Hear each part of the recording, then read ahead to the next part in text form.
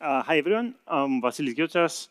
And in this session, I'll try to shed light on the IP spoofing ecosystem, in particular, IP spoofing when used for network layer denial of service attacks. So first of all, just a few words about the team that works in this project. So I am a research engineer at Cloudflare, working in the London office. And I mainly work on network measurement and network inference. And I've done a lot of research on BGP security and resilience. And this work is in collaboration with many people, both from inside Cloudflare and collaborators from academia. So Marwan Fayed, Alex Forster, and Son Borher are in Cloudflare. And we also work with Petros Gigis, Georgios Maragdakis, and Theo Benson, who are academics and contributed a lot of ideas. Let me say a bit about the Cloudflare network, just to explain the lens through which we look at IP spoofing. So we have presence in more than 310 cities across 210 countries. And we have direct peering connectivity with 13,000 autonomous systems, 13,000 networks. And in a daily basis, we sort of intercept 140 billion threads.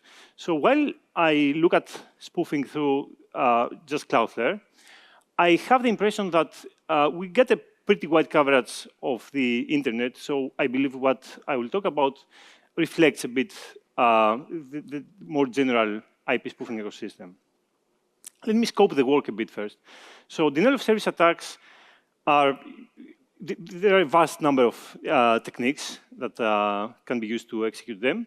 But roughly, they can be classified in application layer and network layer. So application layer attacks are mainly focusing on depleting the server from resources by making it respond to garbage requests, right? So like HTTP floods, the recent HTTP2 rapid reset attack. These attacks to work, they need an established TCP connection. So IP spoofing is not applicable here because to establish a TCP connection, the attacker needs a valid source IP address. But we also have network layer attacks, which mainly focus on depleting the victim from bandwidth or open connections.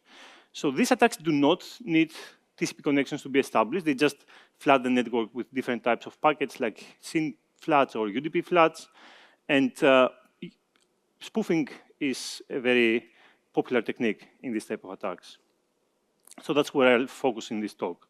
Now, while layer 7 attacks, application attacks, have been very popular lately, we still see that layer 4 attacks keep breaking records in terms of traffic volumes.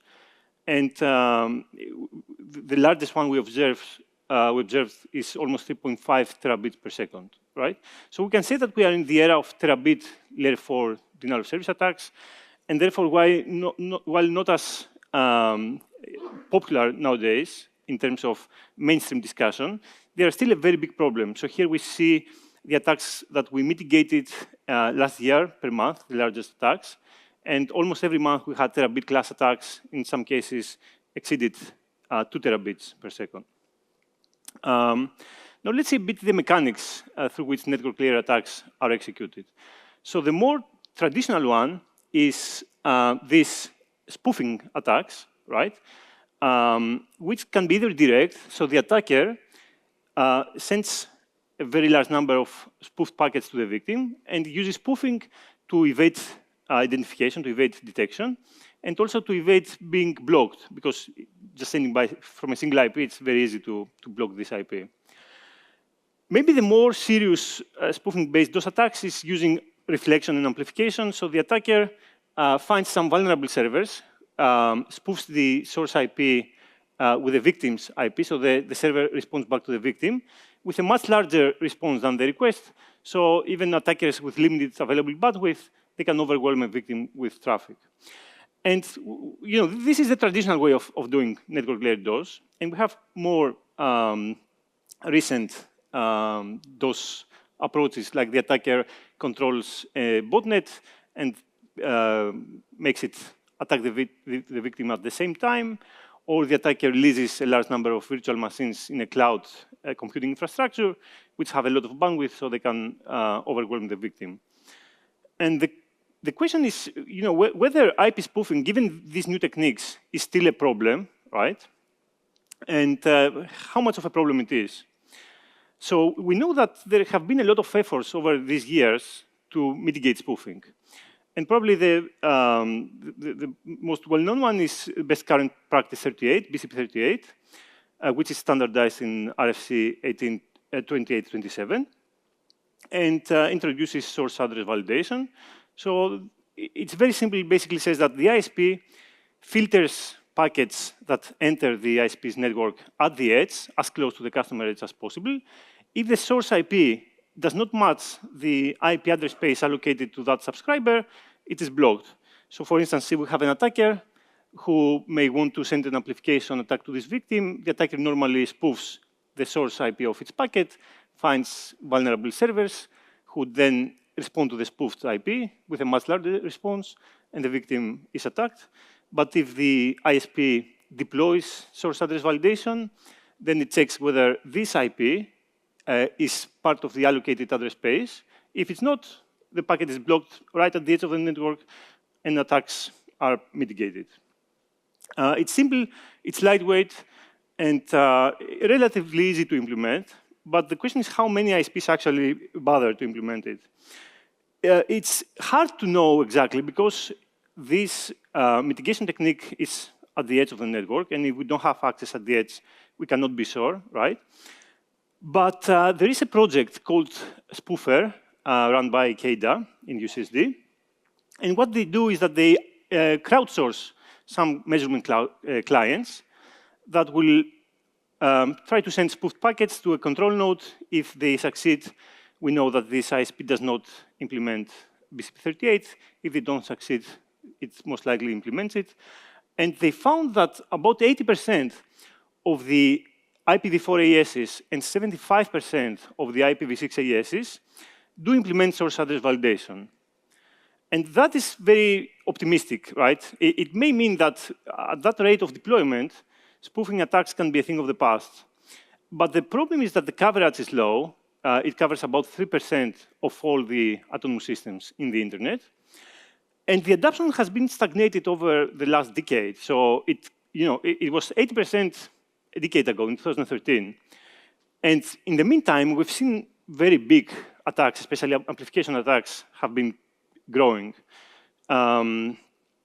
So it's not guaranteed that this high rate of BCP38 deployment would lead to fewer spoofed attacks, because even 20% of the internet ASs can be used to run these attacks.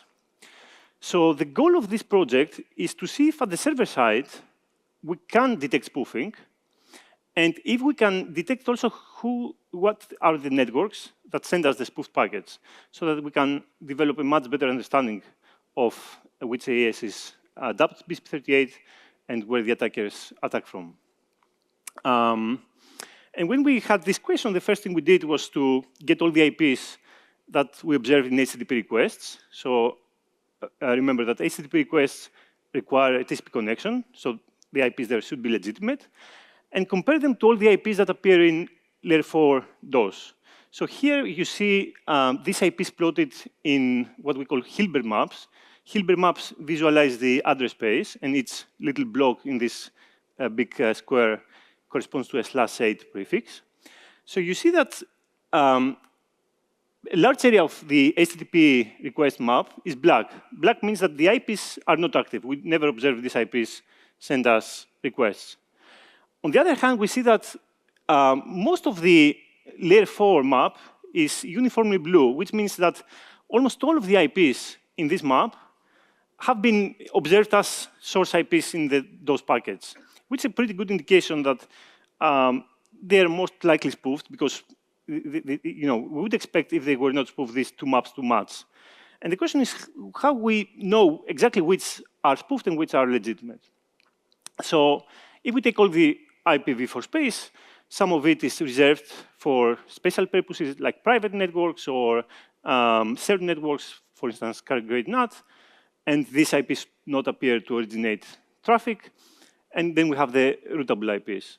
So by looking at the bogon IPs, as we call them, we see already that we have here highlighted some blocks of IP addresses that they should have been black, but they do have activity.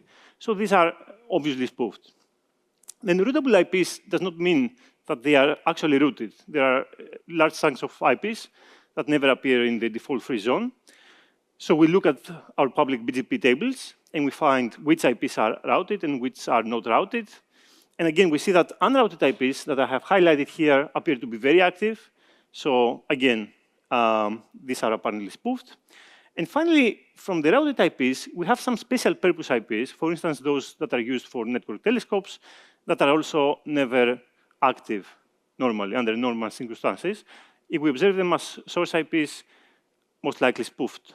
So if we take these three categories, and we see how much DoS traffic we receive from this address space, it ranges, if we put all of them together, between 1% and 3%. It's not that much, but if you consider that it's a small fraction of the address space, and we should receive zero traffic, this corresponds to many gigabits of traffic per day. But the question is, how can we say whether the rest of the IPs that send us traffic, they're legitimate or not, or spoofed? And this is the bigger problem. So to do that, first we try to adopt URPF, which is standardized in RFC 3704, and it stands for Unicast Reverse Path Filtering. I will describe briefly how it works, and I'll focus on what we call the loose mode.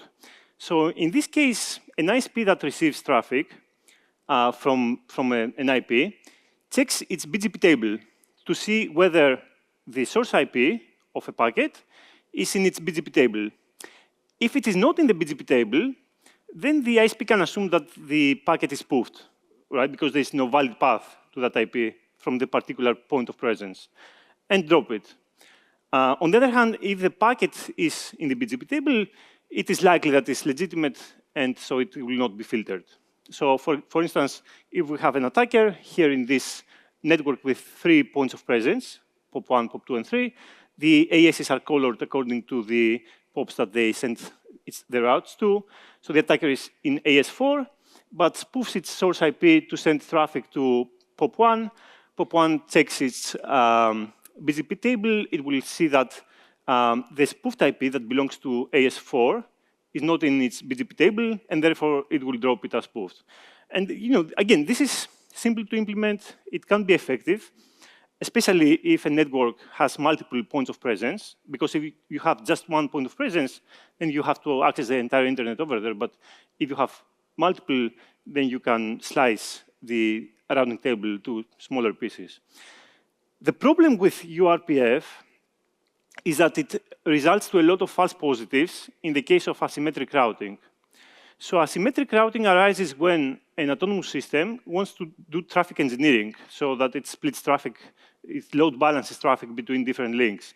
So for instance, in this toy example, AS6 may want to receive traffic from POP3, but send outgoing traffic to POP1.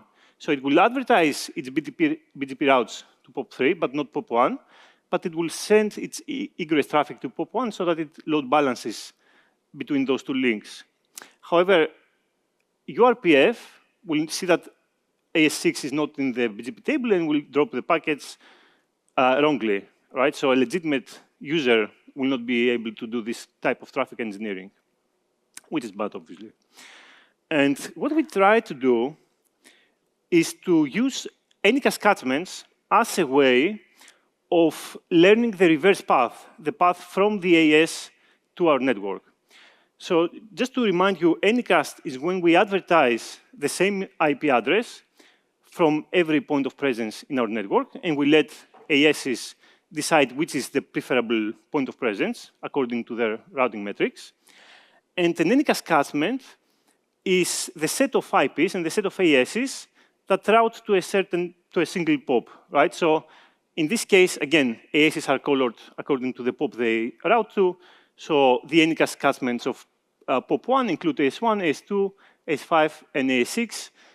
because these ASs send HTTP requests here. Now, Anycast catchments should include only legitimate source IPs, because we talk about HTTP Anycast. HTTP Anycast needs TCP connections to be established. So we take these Anycast catchments and we check if the source IP of a packet is within a catchment.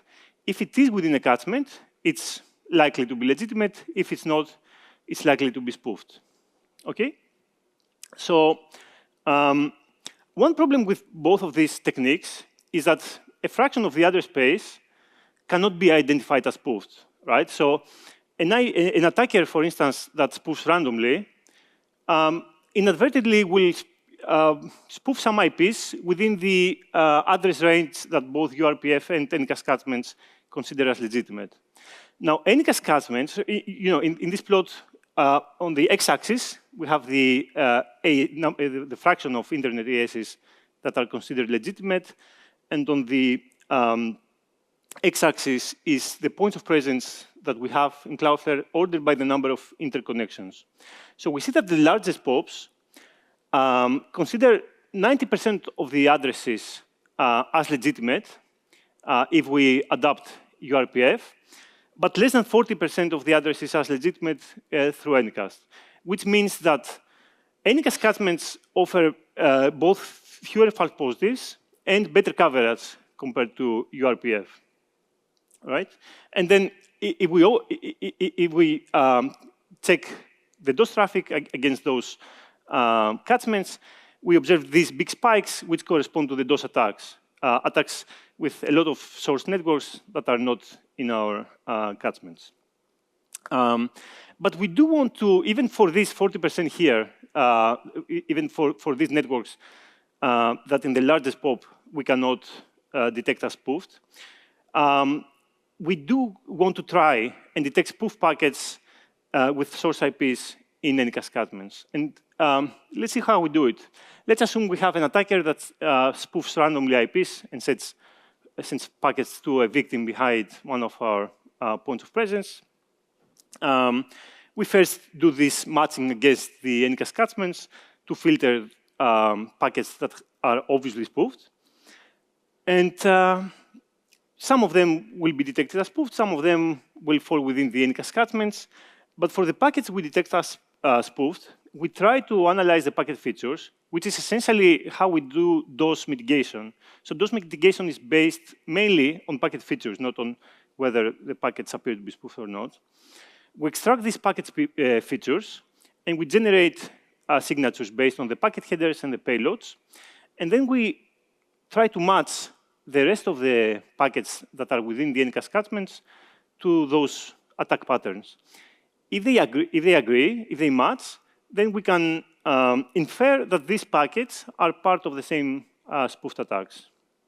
And so we can extend spoofing detection within Anycast catchments. So when we applied these detection techniques, we first check for direct spoofing attacks. We see that these direct spoofing attacks account for about 60 to 80% of the prefixes that appear to send us DoS traffic, right? So most of these IPs are spoofed, but the actual traffic volume is very low. It's between 2 to 10%. So direct spoofing is not such a big issue, still many gigabits of traffic. But the big issue is amplification attacks, amplification reflection attacks, where the attacker spoofs the victim's IPs, but sends traffic through some amplification servers. And we see that those attacks often exceed 50% of all the DoS traffic, right? So those attacks can be half a terabit or more. And surprisingly, we see that today, this is over a course of a month, but I checked more recent data, and it's pretty much like that. The biggest amplification vector is neither DNS nor NTP. It's universal plug and play. So there are a lot of IoT devices that support the UPnP protocol, and they are reflection amplification vectors. And this is very interesting because it means that these insecure IoT devices are not just susceptible to be part of botnets, but even when they are not part of botnets, they are amplification vectors that lead to terabit class attacks. Another question is whether we can track back IP spoofers, whether we can detect who is doing it. So let's zoom in a point of presence. So a point of presence is a collection of routers. These have peering interfaces that connect to our neighbor autonomous systems. So when we receive spoof traffic from one of those, a naive assumption would be that this is the network where the spoofer is located in. However, things are much more complicated because autonomous systems may have customers who may have other customers, and traffic can follow a very long path between the attacker and our network. So in this case, the attacker is very remote. And all this tree of autonomous systems is called the customer cone of an AS, right? So when we receive traffic that is spoofed at a given interface, it can originate from our next hop peer or from any other AS in its customer cone, okay? So let's see how many cases we can detect who is the origin. We plot the customer cone size of our next hop peers that originate spoof traffic. And here we order our peer ASs on the x-axis by their customer cone size. And we see that for about 20% of the neighbors, we are in a pretty good position to pinpoint the exact network that originates the spoof traffic. But there is also a large tail here of ASs that have tens of thousands of networks in their customer cone, and it's impossible to say, at least without collaborating with other operators. It's worth noting that we receive spoof traffic from about 1/3 of our neighbors, right? Which corresponds to around 4,000 ASs out of the 13,000 ASs we're connected to. And if we plot the locations where we receive spoof traffic, we see that essentially it covers the entire globe. So because traffic is spoofed, we cannot geolocate the source IP. There is no point. It's not the actual IP of the packet. But we can geolocate the point of presence where we received the packet. And if we compare it against a map that shows the fraction of BCP38 adoption, we see that while in certain countries you have almost 100% of BCP38 adoption, we still get a lot of spoof traffic, like for instance, New Zealand and Spain, where most of the measured networks, almost all of the measured networks do implement BCP38, but they don't. But at the same time, we get a lot of spoof traffic there. So this is a good reminder that the internet is borderless. We shouldn't look at those things based on certain regulatory authorities. So to conclude, this project showed us that it is possible to detect IP spoofing at the server side, but it would require a very distributed, very large Anycast network. So very few networks can do it. And it's a nice reminder of why we need to do it at the edge, following BCP38. We see that IP spoofing, while not so popular today, not so much in our mainstream discussions, it still accounts for 50 to 70% of all the network layer traffic. And this is many terabits of traffic. And we see that while detection is possible, tracing back is much harder. It's much harder to find who are the perpetrators. And this would require either coordination across networks or triangulation of data with amplification honeypots. Amplification honeypots, however, because we see a lot of UPnP amplification traffic, it's much harder nowadays than when DNS was the main amplification vector. And to conclude, I want to finish with a call for everyone to try and support efforts that push for more BCP38 deployment. We as Cloudflare, we try to advocate for more deployment, but you can also support Manners, which is an effort by the Internet Society that tries to help operators who want to adopt these best current practices. And also the KDA Spoofer project, you can download their spoofer client and you can check if your autonomous system does deploy BCP38 and source address validation. Finally, if you have time, come to speak to us. We are at booth 131. Thank you so much.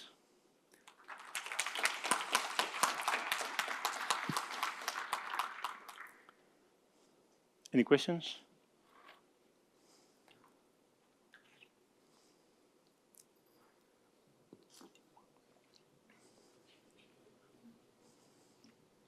I want to know if this, even if this is solved when everyone implemented the RFC to not allow IP spoofing, will that just force the attackers to use other DDoS method that didn't require IP spoofing? Yeah, definitely the attackers would either focus more on application layer attacks or other type of attack vectors for network layer spoofing. Now, the good thing is that this would still make their life much harder. Now, the biggest attacks we observe are synthetic. We see many concurrent attack types. So we see layer 7 attacks plus amplification attacks executed at the same time. It will certainly be possible for them to find some other ways, but it will still be much harder for them to achieve the same scale of attacks. And we had some periods across the years where we managed to trace back spoofers through different types of pressure. So we may threaten them with legal action or depeering. We managed to shut them down. And for that duration, before they find another network that does not implement BCP38, we see those traffic dropping by a very large margin. So it can be a very effective measure, at least that's what appears to be the case today.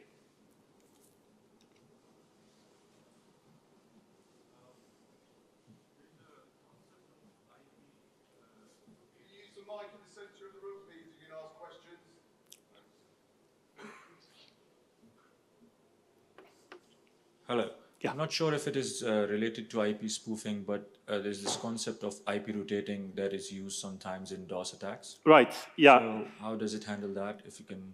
That is, IP rotation can happen either when you have a very extensive botnet, and you can, as an attacker, I mean, you can run attacks without revealing your IP, or through IP spoofing.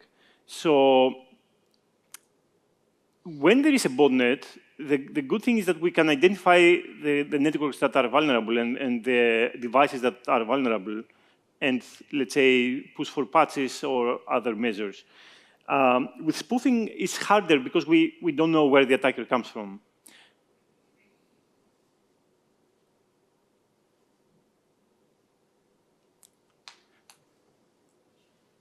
Any other question?